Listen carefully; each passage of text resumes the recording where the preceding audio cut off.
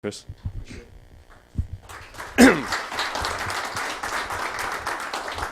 Thanks, Jordan, and appreciate y'all having me. As you mentioned, I'm Chris Monroe, and I'm with RxResults. And I'm going to tell you a little bit about how we got started, and also some of the resources that we utilized around what we call the Arkansas entrepreneurial ecosystem that may help some other entrepreneurs in some budding startups as well. This is a slide that we put together. For starters, we started our company back in the summer of 2009. So we may be a little bit further along the startup path than some of the folks that have presented to y'all in the past. But I think what Jordan's intent was to profile what's been a short-term success in our eyes. And it's real important that we give credit to a lot of the folks that assisted in our growth and as we got started. So we put together a slide here that we call the Arkansas entrepreneurial ecosystem. And you're going to see some very familiar faces and some that may be new to y'all. But we leveraged some of these resources as we got started. For seed funding, the folks at Innovate Arkansas do a great job in helping entrepreneurs tell their story better and more effectively to a target audience.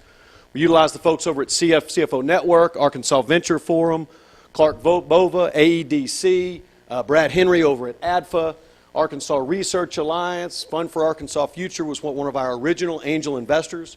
So there are a huge amount of resources here in Arkansas that can assist companies as they get their start and either look for talent or money. And we are an example of that who leverage some of these resources. RxResults, we are what we call an evidence-based risk management company. That's a mouthful. But effectively, we work with large employers, roughly 1,000 employees or more, in helping reduce their prescription drug costs within the confines of their health benefit program. So I went to an all-boys Catholic. Jordan and I both went to Catholic High, and we wrote essays about everything. So we always started with the end in mind, and we'll support it throughout, and we'll wrap up at the end, and I know late Father Tribu would appreciate that. But effectively, we're reducing costs by about 15% of overall drug spend. That's dramatic. Pharmacy costs are about 20% of overall health benefit costs. So if you follow that math, we're reducing health care spend by about 5%. The members of these prescription drug plans for these large employers are also reducing their out-of-pocket cost. And this represents a 20+% average reduction in cost below national trend. So we're real excited about the idea that we are an advocate on behalf of payers, the employer, the ones paying the bill, and you, the member, who also are responsible for a particular copay with any sort of therapy. To date, we've reduced costs by over $230 million. Once again, we're real excited about our ability to reduce cost for these employers. This is wordy here, so I'm going to make it brief. Our story goes back actually to 2004, when the state of Arkansas voted to utilize the University of Arkansas College of Pharmacy's evidence-based prescription drug program to help manage the prescription drug program for both Arkansas Medicaid and also Arkansas Employee Benefits Division, which is all the state employees and the school teachers. Okay? Status quo, an employer utilized a pharmacy benefit management company, or PBM rather, to help manage prescription drug costs. Everyone in here has a card in their wallet that they utilize to get their prescription drugs. It's either run through your carrier, such as Blue Cross or United, or it's a standalone pharmacy benefit company, such as Express Scripts or Caremark. A couple of household names. We're not a PBM. We are a third-party overlay or an enhancement or a bolt-on to standard core scope of services that a PBM offers. But the Surgeon General of the state of Arkansas, Dr. Joe Thompson, who sits on the oversight committee for both Medicaid and the Employee Benefits Division back in 2004, was completely frustrated at rising drug costs on behalf of about 730,000 Arkansans. And what he felt was there was a lack of innovation from the PBM industry, primarily tied to a rebate relationship that PBMs have with the prescription drug manufacturers. We inherently consider that somewhat of a conflict of interest or an outside influence that costs the payers and members more than they should for their prescription drugs. So in 2004, the state of Arkansas voted to adopt EBRX as a third-party, out-of-house clinical formulary manager. So for the College of Pharmacy to provide independent and unbiased advice or clinical recommendations within their drug plan. By doing so, between 2004 and 2008, the state realized over $100 million in reduction in prescription drug costs, based solely on EBRX's inclusion within the pharmacy benefit plan of those two programs. So the Chancellor, Dodd Wilson, at the time in 2009 said we need to create a private sector for-profit company to commercialize this model, create a revenue stream for UAMS and the College of Pharmacy, and also offer this independent and unbiased model to other payers. So the three of us created RxResults in the first quarter of 2009 to do just that. We are a joint venture with the College of Pharmacy. They're a small equity component of our company. We have a master service agreement with them for them to provide this core clinical, independent, and unbiased research to our clients. And we have an exclusive marketing arrangement with UAMS EBRX program to commercialize this model. So that's where we came from. So when we started our company in 2009, that's the joint venture nature of our relationship. Keep going, Jordan. So we consider ourselves an integrated pharmacy risk management company primarily because, as I mentioned briefly earlier, we're not a PBM, but we're an add-on to that, an enhancement, a clinical overlay. The old BASF commercial, we don't make a lot of the products that you buy, we make up a lot of the products that you buy better. Status quo, 91% of prescriptions filled today are filled through a PBM. Of that, there are 4 players, all in the Fortune 120, who dominate about 70% of that market share. Those are some huge influencers. And some of the 3 key factors when a physician writes a prescription is the detailed marketing to the physician, the consumer advertising that you see on TV, and most importantly, the rebate contract between the PBM and the prescription drug manufacturer. But there are choices that are available. Nexium, for example, is one of the most prescribed drugs in the country. It costs about $200 a month. In a normal copay structure, the member is going to pay about $30 a month if it's a preferred brand, which it usually is. The plan is going to pay $170. Generic omeprazole costs about $18. Does the exact same thing. The exact same thing. All the evidence that UAMS has put together, that's an example. So in that case, the plan or your employer will pay $8. Generic copay structure typically $10. So it's a windfall savings for both the plan and the member. But most of the time, status quo PBM is not going to let you know that there's an alternative available for that brand that's a therapeutic equivalent but not a direct brand to generic, but those are some details. So we consider ourselves a team of pharmacists, physicians, industry experts that use some analytics and some independent, unbiased research to help payers reduce their cost. Jordan? So I mentioned earlier we're going to start with the end in mind. I'm going to support it again. This is a case study of one of our clients, the Arkansas Municipal League, and they gave us permission to use this case study. This green line shows their prescription drug costs since they've been a client of ours since January 1, 2010. Dramatic reduction in costs. Their per member per month pharmacy costs, so add up all their pharmacy costs, divide it by the number of eligible members, was about $57 a month. Okay? 4.5 years later, they're at $39.91. The red and white line shows where they would have been without us. Using a 5% annual inflation rate, they'd be at $81 per member per month. $81 times 14,000 per month. Right now, they're at 14,000 times $39.91. Dramatic reduction in cost. This is a shift from the status quo within the pharmacy benefit space. Just a sampling of some of our clients. We now have clients in 13 states. We work primarily through employee benefits consultants, Stevens Insurance, Bancorp South, Lockton, Gallagher, and also some healthcare analytics companies that are responsible for aggregating pharmacy, medical, and workers' comp claims. And they consider ourselves a solution within the pharmacy benefit space. But once again, roughly 13 states. We work with both public and private sector employers. Dillard's and Creek Carrier are both publicly traded companies where we've been able to make an impact. You recognize a couple of those other names on there. Nabholz and Conway, and the Employers Health Coalition based over in Fort Smith. Once again, just a sampling of our employers. Our smallest client's about 500 employees, and our largest has 40,000 belly buttons, group over in Texas. Just once again, we're probably at a little different stage, but with the help of some of the resources that I profiled earlier in the Arkansas entrepreneurial ecosystem, which is now a term used quite a bit, I think. I don't think we created it, but we were a beneficiary of that. This just shows a trend of our revenue. We're going to finish 2014 just shy of $2 million, and we estimate that to grow considerably in 2015. We're real excited about that. We started with 3 of us, and we now have 9. We just completed a capital raise a couple of weeks ago that we've been working on throughout the course of this year, and and we'll add slated, it could be up to 20 people over the next 18 months. So we're really excited about the job creation here in Arkansas. I'm a native of Arkansas, and again, we think of ourselves as an example of success here locally. So what are some startup challenges? Every company is going to have market challenges that are going to be specific to their particular space. For us, it's the PBM industry. It's the big elephant in the corner of the room.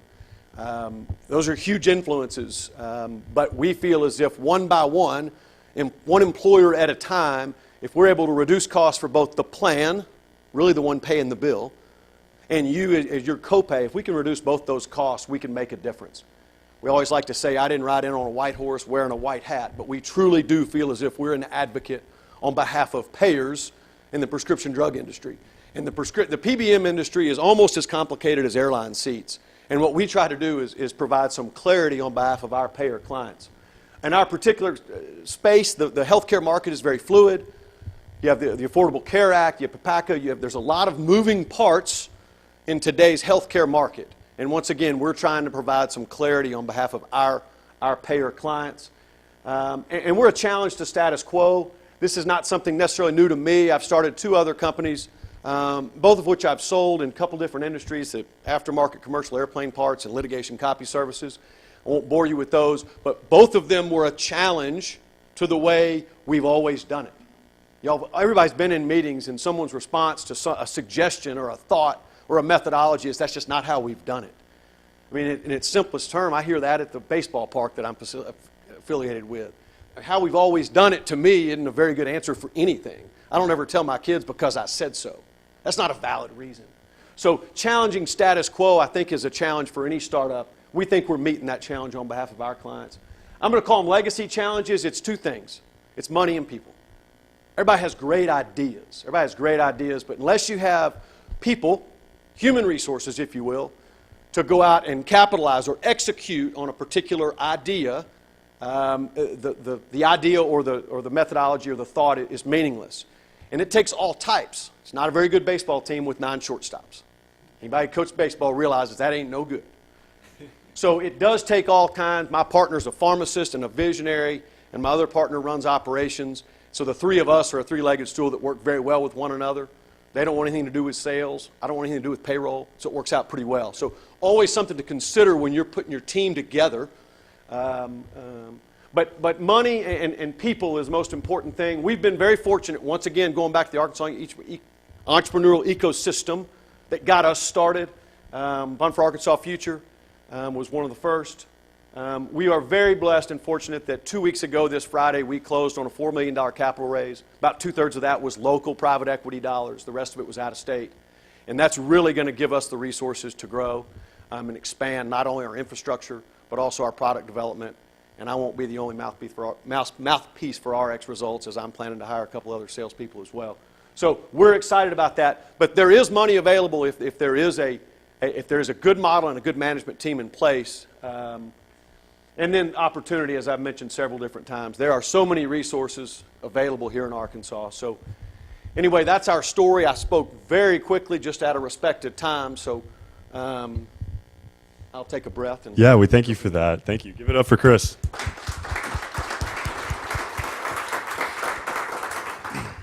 All right, so that's going to open it up to questions. Who has the first one? I know there's probably a lot.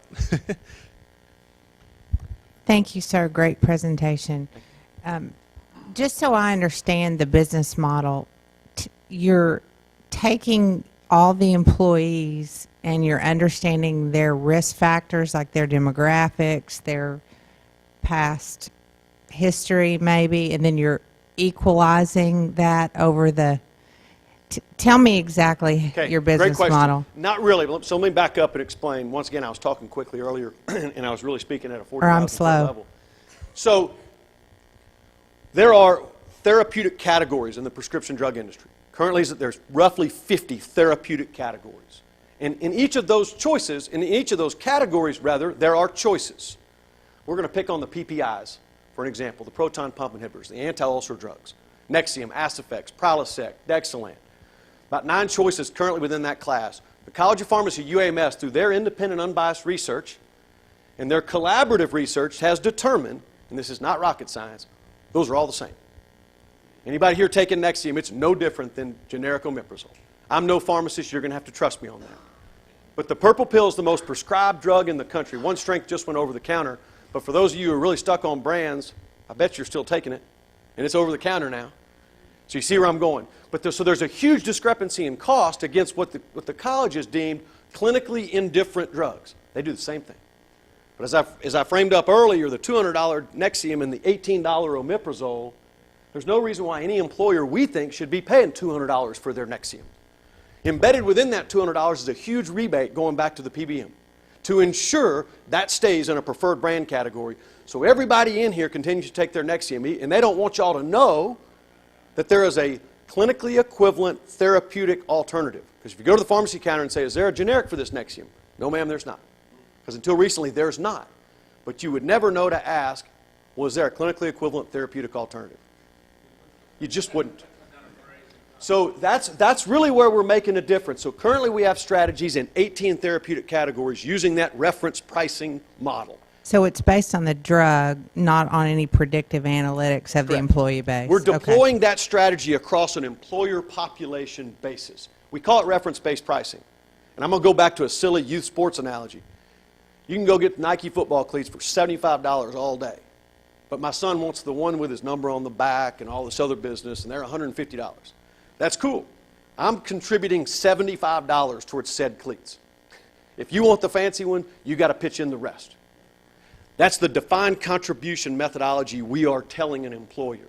You're going to pay for X. You're going to pay $8 towards any PPI, and if you want Nexium, you're on the hook for $192. I bet you're not married to the purple pill any further when it's going to cost you $192 a month. We're not out to get the PBM, but we are trying to make the employer, the one paying the bill, more accountable.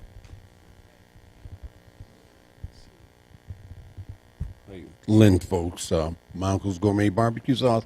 What about the size of the companies that you're dealing with? Is there the smallest company? What about the size of the We companies? deal exclusively with what we call self-funded employers, employers that are large enough to take risk on their health benefit plan. So it's typically going to be 800 or 1,000 employees or more. With dependents, those plans usually end up being 1,800 people.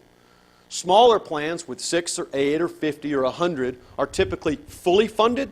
You're going to hire Blue Cross and you're going to pay a premium every month, regardless of your spend. You don't take any risk. But the big employers take risk. They're going to pay the claims. So it's those employers that are actually paying the bill. If you hire a carrier to run all those claims, you're just paying X dollars a month, and whatever claim hits the books is on Blue Cross because you paid your premium. So it's the self-funded employers.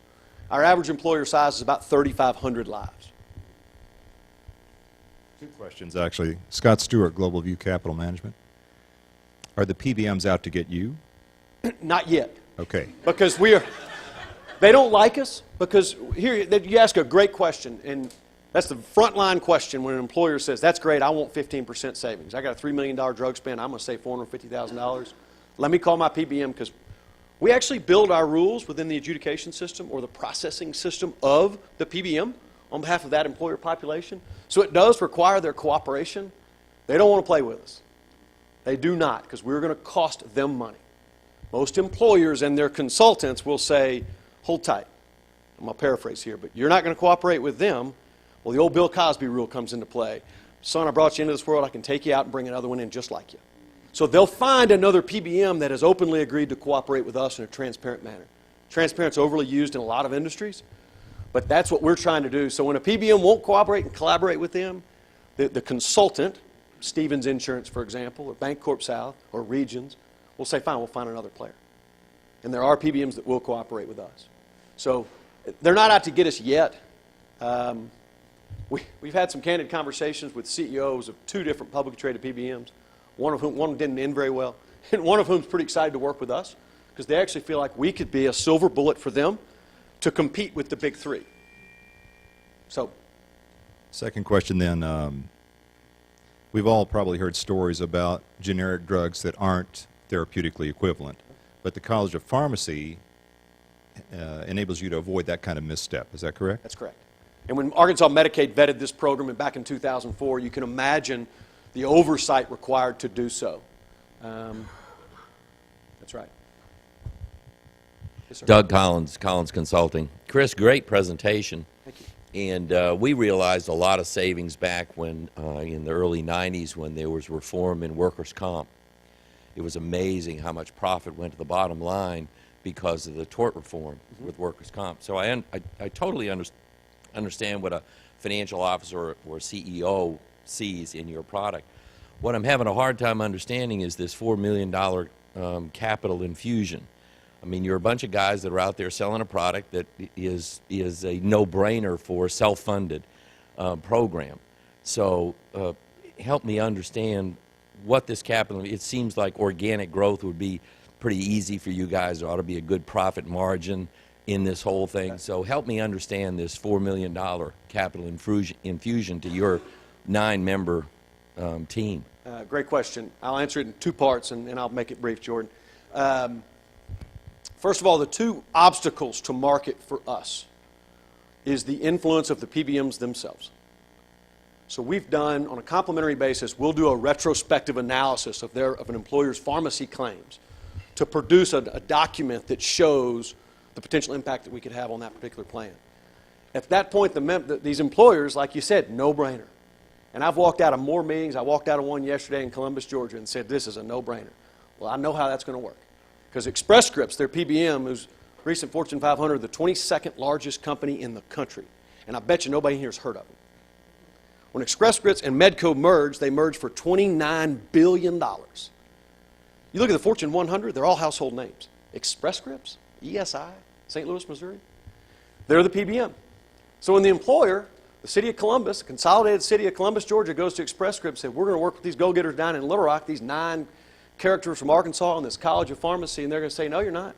We're going to raise your rates. We're not going to cooperate with them. We're not going to give them access to our online education platform. It's a huge obstacle. So that's the part that's not a no-brainer, because we're going to cost them money.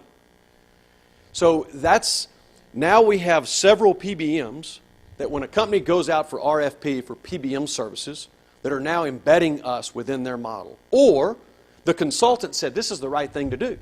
So we're a part of the RFP. So I'm going to paraphrase. So now we're getting some traction in that environment. So when a company is considering a change of a PBM, we're in the RFP. So every PBM that's going to bid on that particular piece of business, the rules of cooperation and collaboration are right there. And I'm going to paraphrase by saying, by responding to this RFP, you have agreed to work with RxResults. If you don't want to work with them, don't bid.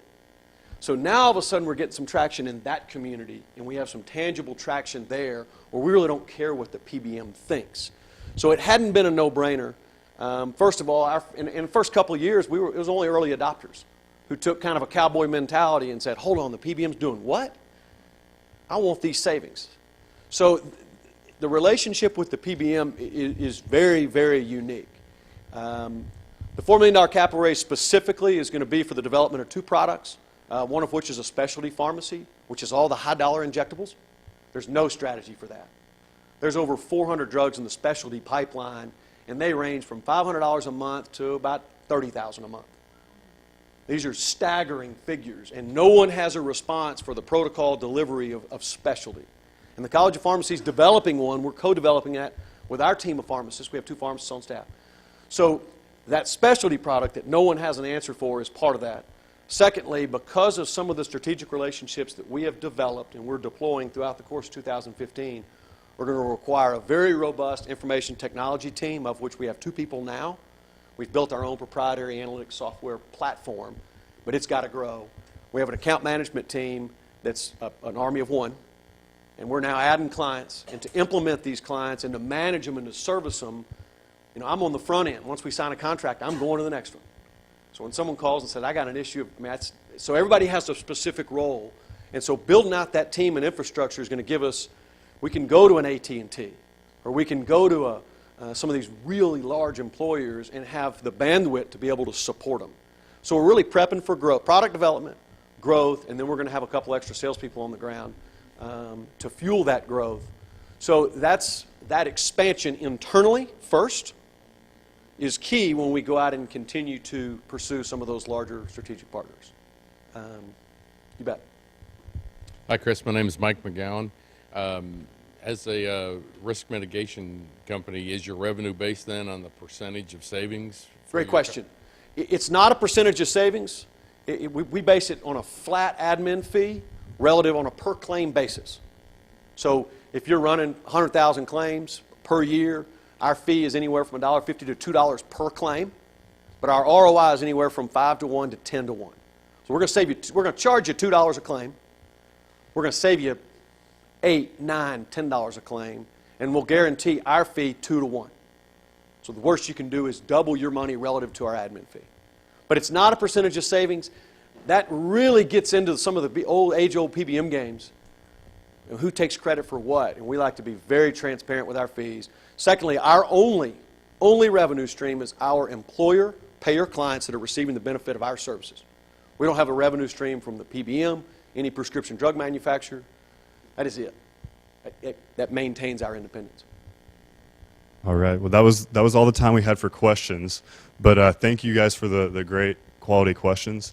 And thank you. This is an amazing product that you guys have. And it's just really interesting to see that this grew up here and all the things that you mentioned in the ecosystem. But one thing you didn't mention was that you're actually contributing back, one, by coming here, and we thank you for that. But two, the other day when I was working with the Art Challenge, I noticed you were over there as well, helping out some of the companies who I see a few here, mentoring those companies and giving them your insight and that knowledge and know-how and experience that they're trying to get to where you are. So we're really, really excited to see the success, and we wish you well going on.